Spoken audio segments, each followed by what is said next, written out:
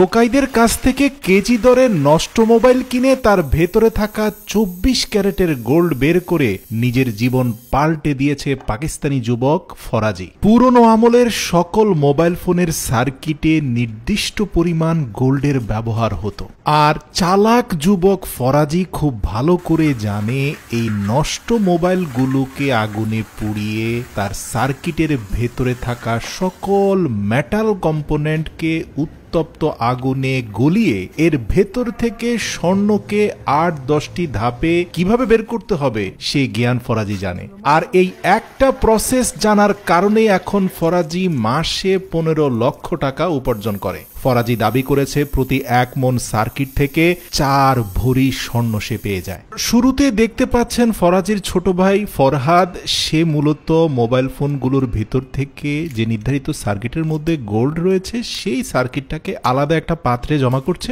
যেহেতু এটা পাকিস্তান, তাই এখানের প্রত্যেকটা যন্ত্রই ট্রেডিশনাল। দেখতে পাচ্ছেন একটা ট্রেডিশনাল গ্রাইন্ডারের মধ্যে সবগুলো সার্কিটকে রেখে তীব্র বেগে আগুনের স্প্রে চালু করে দেওয়া হয়েছে। পাইপ দিয়ে বের হওয়া তীব্র গ্যাসের প্রেসারের সাথে উত্তপ্ত আগুন ভিতরের সার্কিটগুলোকে পুড়িয়ে দিচ্ছে, যার ফলে এই দীর্ঘ সময়ের স্পিনিং এবং হিটিং প্রসেসের মাধ্যমে সব মেটাল কম্পোনেন্ট মানে কলকবজা সব আলাদা হয়ে যাচ্ছে। আপনারা দেখতে পাচ্ছেন এখানে প্রায় ১ মণ পরিমাণ গ্রাইন্ডিং করা সার্কিট রয়েছে। এখন এই সার্কিটের মধ্য থেকে যেই কম্পোনেন্টগুলো পিওর স্টিলের সেগুলোকে হাত দিয়ে আলাদা করে ফেলা হচ্ছে, যেগুলোতে সম্ভাব্য গোল্ড রয়েছে সেগুলোকে একেবারে ট্রেডিশনাল ওয়েতে মাটি চাপা দিয়ে পোড়া দেওয়া হচ্ছে। কোরিয়া জাপান হলে হয়তো আপনি এখানে স্বয়ংক্রিয় অনেক মেশিনের ব্যবহার দেখতেন। যেহেতু এটা পাকিস্তান, তাই মাটি চাপা দিয়ে গাড়ির পুরনো মোবিল ছিটিয়ে সেখানে আগুন ধরিয়ে দেওয়া হলো। প্রাথমিক আগুনে পুড়ে যাওয়া সার্কিটগুলোকে একেবারে মিহি করে ফেলার জন্য আরেকটা ট্রেডিশনাল গ্রাইন্ডারের মধ্যে সংযুক্ত করা হলো, যেটা স্বয়ংক্রিয়ভাবে চালিত হয়ে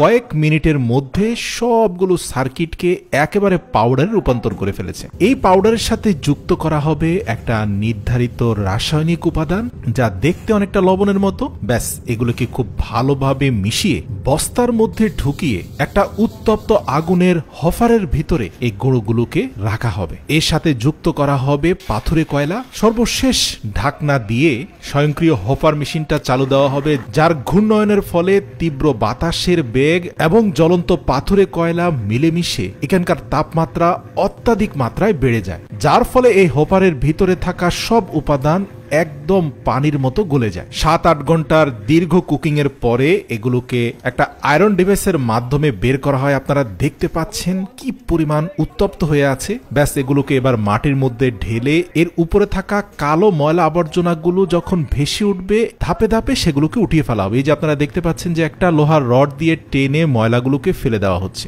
আর আপনারা জানেন মেটালের সাথে অন্য অন্য উপাদান সহ সব যখন গলিয়ে ফেলা হয়, মেটাল কম্পোনেন্ট নিচে পড়ে যায় আর ময়লা আবর্জনাগুলো উপরে ভেসে আসে। তো যাই হোক, পানি ছিটিয়ে বেশ কয়েকটি ধাপের পরে একটা শক্তপোক্ত ধাতব উপাদান পাওয়া গেল, যা সার্কিট থেকে বের হয়েছে। প্রিয় দর্শক, মনে রাখতে হবে এর ভেতরে কিন্তু গোল্ডের উপাদানও রয়েছে। এবার লোহার কড়াইয়ের মতো বেঁচে থাকা এই লৌহ দণ্ডটাকে আবারও ট্রেডিশনাল ওয়েতে কয়লা ছিটিয়ে আগুন ধরিয়ে হোপারের মাধ্যমে তীব্র বাতাসের প্রবাহ সৃষ্টি করে এটাকে চতুর্থ ধাপের মতো আবারও গলানো হয়েছে। আর একজন ব্যক্তি দূর থেকে আরেকটা লোহার ডিভাইসের মাধ্যমে ময়লাগুলো ভিতর থেকে বের করে নিয়ে আসার চেষ্টা করছেন। আর দীর্ঘ ৩-৪ ঘন্টা এর ভেতর থেকে একাধিকবার ময়লা বের করার পরে বেঁচে থাকা লৌহদণ্ডটাতে আপনারা স্পষ্ট স্বর্ণের উপস্থিতি দেখতে পাচ্ছেন। ব্যাস, এর সাথে মিশ্রিত করা হবে বেশ কয়েকটি রাসায়নিক কেমিক্যাল। ফরাজি জানে যে কেমিক্যালগুলো মূলত এই মেটাল কম্পোনেন্ট থেকে গোল্ড কম্পোনেন্টটাকে আলাদা করে ফেলবে। তো এই রাসায়নিক ২-৩টি উপাদান মিশিয়ে পুরো রাত